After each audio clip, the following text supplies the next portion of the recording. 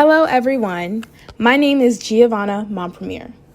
I'm a first-year graduate student at the University of Florida, obtaining a Master's of Public Health with the concentration of epidemiology.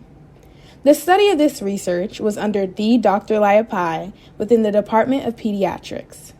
The title of this presentation is the identification of genes and pathways upregulated during a non-alcoholic steatohepatitis to hepatocellular carcinoma transition.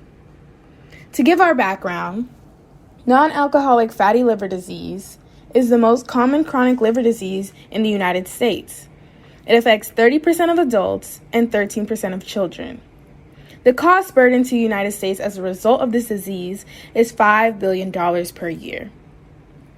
As shown in Figure 1, NAFLD has a broad spectrum of liver pathology including steatocenosis, non-alcoholic steatohepatitis, fibrosis, and HCC. While the progression through cirrhosis is potentially reversible if injury is halted or with treatment. To understand the molecular mechanism underlying tumorigenesis, we have established a murine model that mimics the liver pathology of NAFLD patients. As shown in Figure 2, combined treatment using streptozotocin and high-fat diet induced steatocenosis, NASH, fibrosis, and HCC. Streptozotocin is a toxin for pancreas beta cells. It was given at a postnatal day 2 to induce pre-diabetic condition. High-fat diet feeding started at postnatal week 4. HCC were collected at postnatal week 16. We harvested 5 sets of tumors and their adjacent tissues for RNA isolation and RNA sequencing. The RNA sequencing data we obtained were further analyzed in gene set enrichment analysis. In the gene set enrichment analysis, I identified a group of pathways and gene signatures that were highly upregulated in the high-fat diet-induced tumors. C6 is oncogenic signature gene sets and browsed 189 gene sets. In our search for C6 gene sets in the molecular signatures database, we identified an activated gene set named Fisher G2 M cell cycle pathway as highlighted in Table 1A. This gene is particularly important in controlling the G2 to M phase. The normalized enrichment score for this gene set is 4.97, and the false discovery rate is 0, which means it was very significant. Figure 3A is a heat map that lists the genes in the gene set that involve a cell cycle from G2 to M phase. The red color representing the highest expression and the blue representing the lowest expression. You can see majority of the regulators from cell cycle G2 to M phase were red to light blue in the tumor group, but adjacent tissues were downregulated with most of them in blue color. Figure 3B lists regulators in different phases of the cell cycle.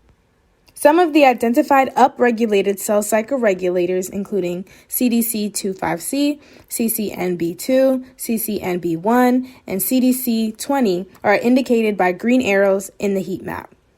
Figure 3C shows an enrichment plot. You can see the high-fat diet tumors were positively correlated, whereas the adjacent tumors were negatively correlated with gene signatures in the Fisher G2M cell cycle pathway.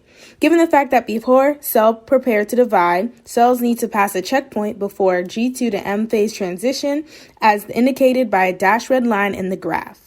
The identification of this Fisher G2M phase cell cycle pathway suggests passing of this checkpoint and enhanced tumor cell proliferation in the STZ-HFD treated livers. Another finding was through our search of C2 curated gene sets in the molecular signature database. We browsed 6,226 gene sets that cover chemical and genetic permutations and canonical pathways, including liver cancer. We identified activated VEGF as highlighted in yellow in Table 1B. By comparison to our high-fat diet-induced tumors, we obtained normalized enrichment scores 2.65 and a false discovery rate that was 0, meaning it was very significant. Figure 4A shows a heat map for the list of genes identified for the VEGF pathway.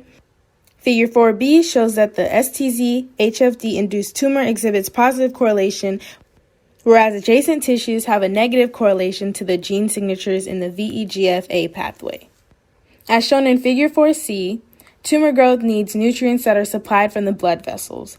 VEGF-A is a pro-angiogenic factor that can help tumor growth by inducing angiogenesis. The identification of VEGF-A pathway indicated increased tumor angiogenesis during NASH to HCC transition in the STZ high-fat diet-induced tumors.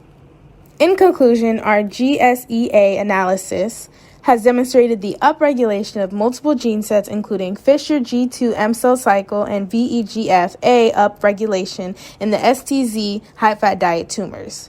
These results implicate enhanced cell cycle from G2M phase and increased tumor angiogenesis mediated by the VEGF-A during NASH to HCC transition. I would like to thank the American Physician Scientists Association for this opportunity.